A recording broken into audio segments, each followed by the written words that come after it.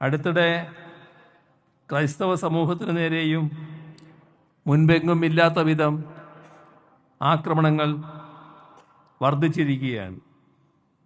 ഞായറാഴ്ച പ്രാർത്ഥനകൾ തടസ്സപ്പെടുത്തുക, പാസ്റ്റർമാരെ മർദ്ദിക്കുക, പള്ളികൾ ആക്രമിക്കുക, അങ്ങനെ ഒട്ടേറെ ആക്രമണങ്ങളാണ് നടക്കുന്നത്.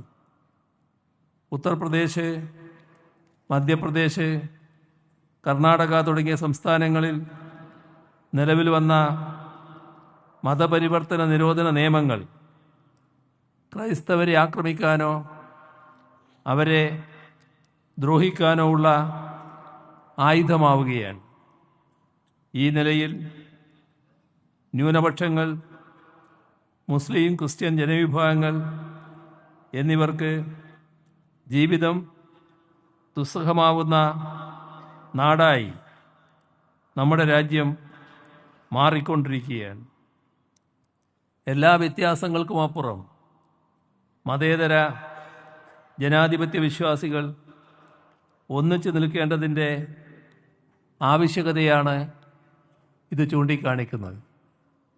ഇവിടെ മതനിരപേക്ഷത ശക്തമായി നിലനിൽക്കേണ്ടതുണ്ട്. വർഗീയത നമ്മുടെ നാടിന് ആപത്തെ സൃഷ്ടിക്കുകയുള്ളൂ. വർഗീയതയുമായി ഒരു തരത്തിലുള്ള വിട്ടുവീഴ്ചയും സ്വീകരിക്കാൻ പാടില്ല. വിട്ടുവീഴ്ചയില്ലാതെ വർഗീയതയെ അകറ്റി നിർത്താൻ കഴിയണം. ഇവിടെ രാജ്യത്തുണ്ടായ ഒട്ടേറെ ദുരനുഭവങ്ങളുണ്ട്. ഇവിടെയും അത്തരത്തിലുള്ള ഒട്ടേറെ അനുഭവങ്ങൾ കാണാൻ കഴിയും.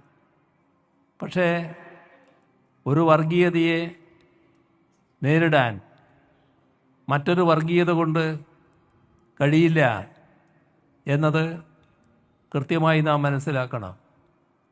വർഗീയതയെ നേരിടാൻ മറ്റൊരു വർഗീയത രൂപം കൊണ്ടാൽ അത് വർഗീയതയെ ശക്തിപ്പെടുത്തുക മാത്രമേ ചെയ്യൂ.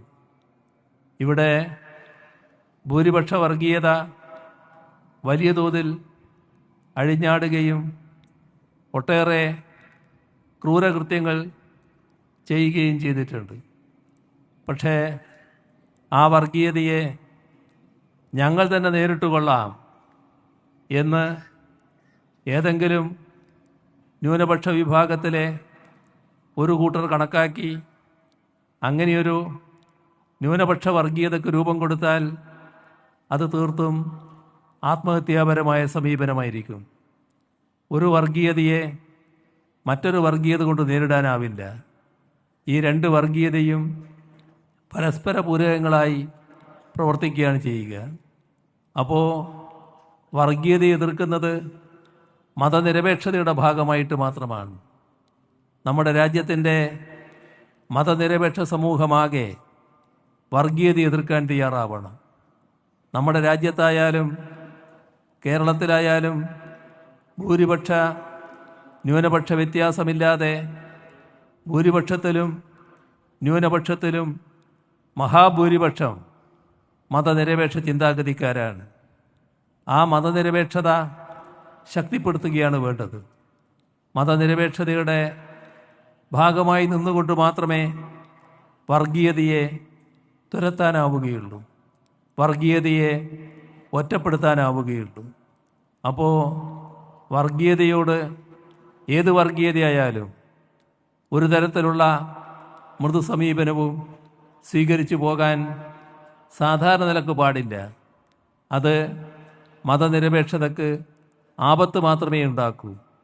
അങ്ങനെ മൃദു സമീപനം സ്വീകരിച്ചാൽ അതിൻ്റെ അർത്ഥം വർഗീയതയെ പ്രോത്സാഹിപ്പിക്കുന്നുവെന്നതാണ്.